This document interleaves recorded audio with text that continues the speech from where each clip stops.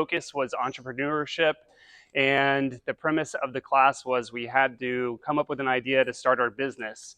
And my idea was to start a t-shirt company, and my professor told me it was a horrible idea and it would never work. So here I am 22 years later, still doing this horrible idea. So,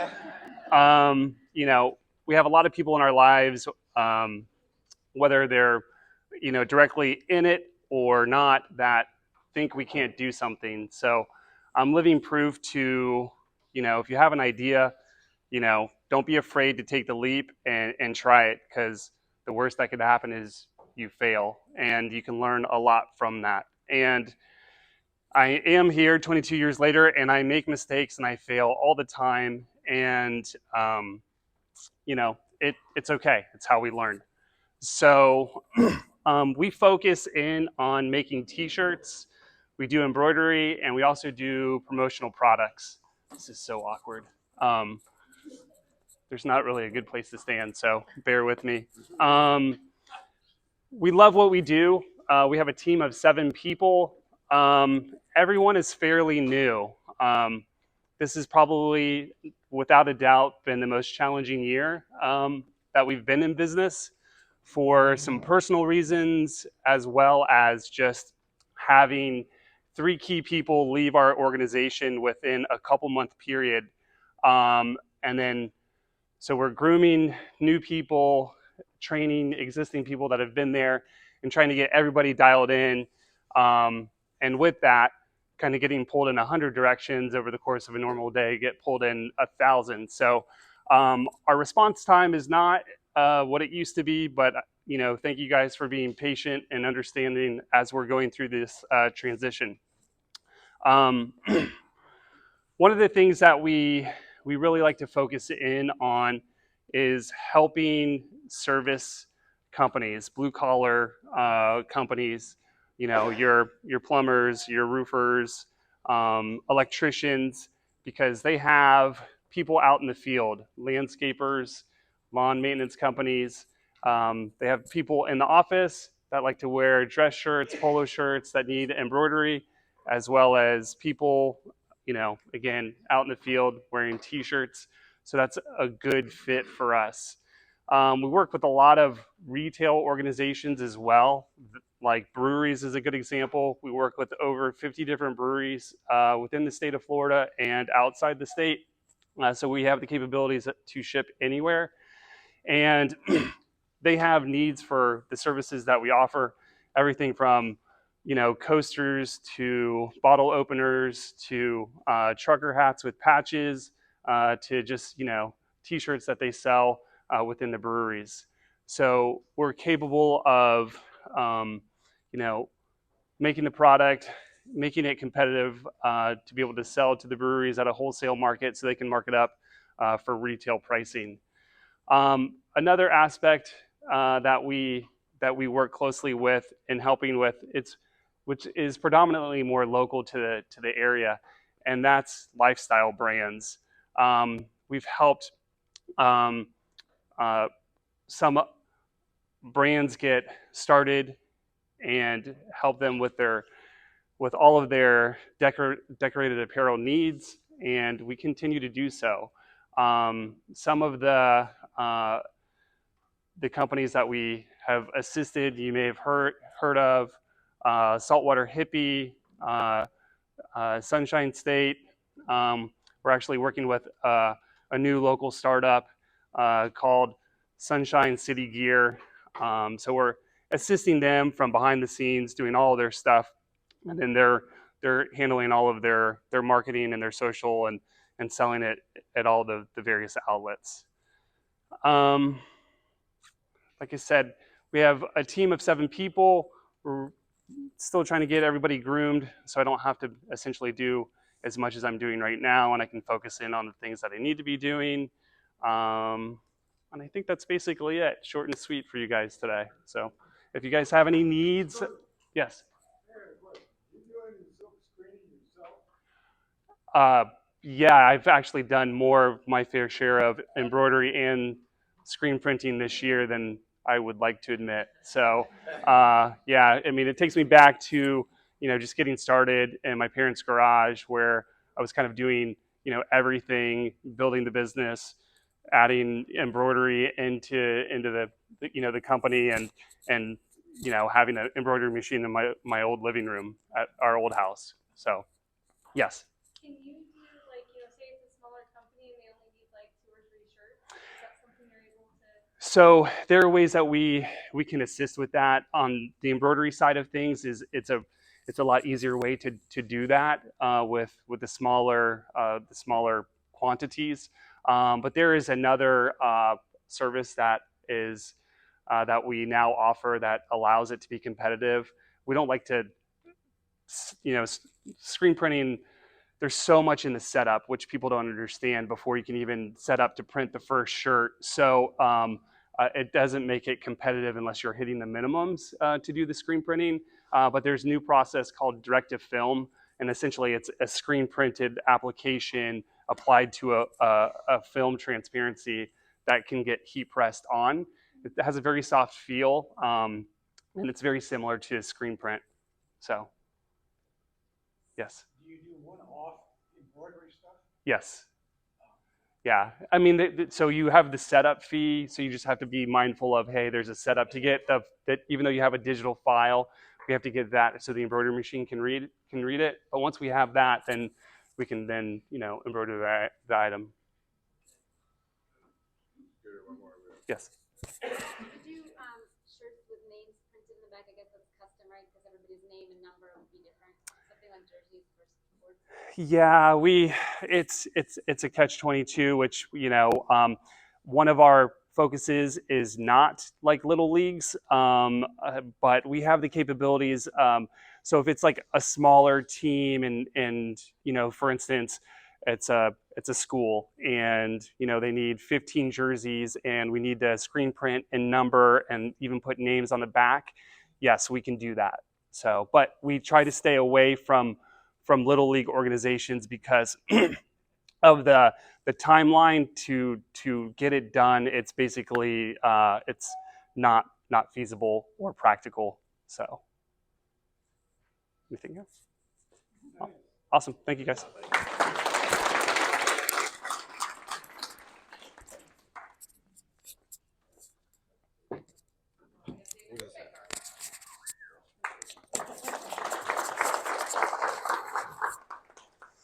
All right, before I get started, I have something I want to pass around. If you could just feel the weight and, like Charmin, give it a squeeze and pass it around quickly. I'll tell you about it in a little bit.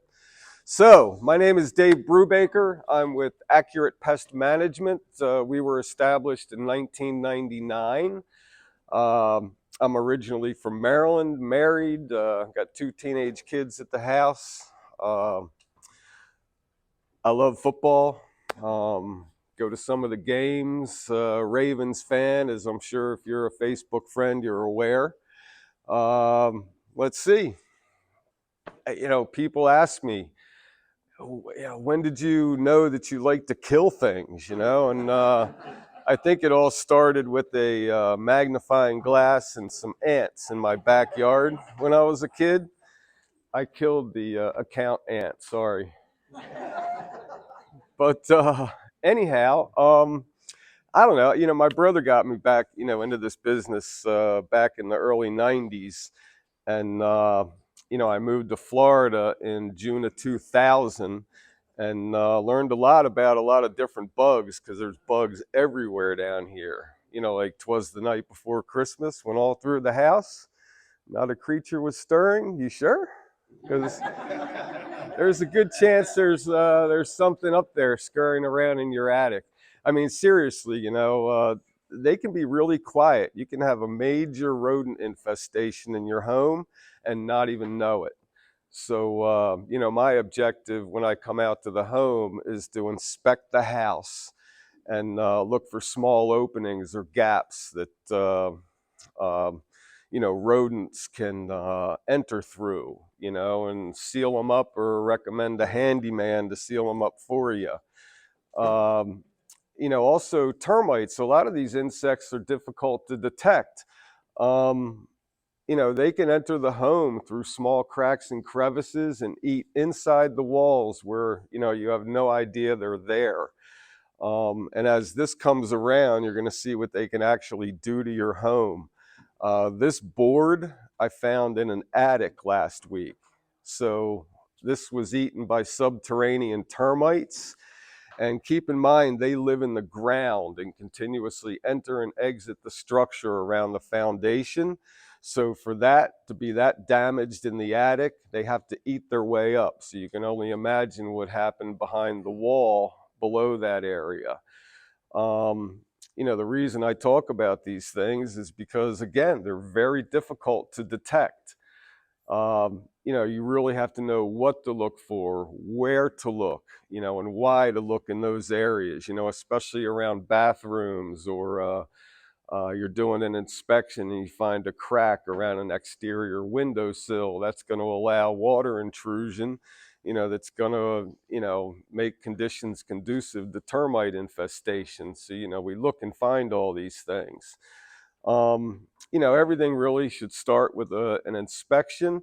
And unless you're selling the home, we do those for free. We'll come out and, again, evaluate the home. We'll look for rodent entry points, termites, conditions around the foundation. You have bags of mulch stored. I love the firewood right on the ground, right up against the house. It's like money. So, I, look for these things and, simple things and, telling you how to correct conditions that can, invite insect issues.